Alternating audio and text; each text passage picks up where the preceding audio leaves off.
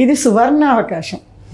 1.5 year నుంచి పెరగలేదు. ఎప్పుడైతే కొంచెం మార్కెట్ అందుకుంటుందో డబుల్ అవుతాయి. అంటే ఒక 15 lakhsకి వచ్చే ప్లాట్ 25 to 30 lakhsకి వెళ్ళిపోతుంది. సో ఇప్పుడు తీసుకుంటే ఇంకా చాలా బెస్ట్ అంట. చాలా బెస్ట్.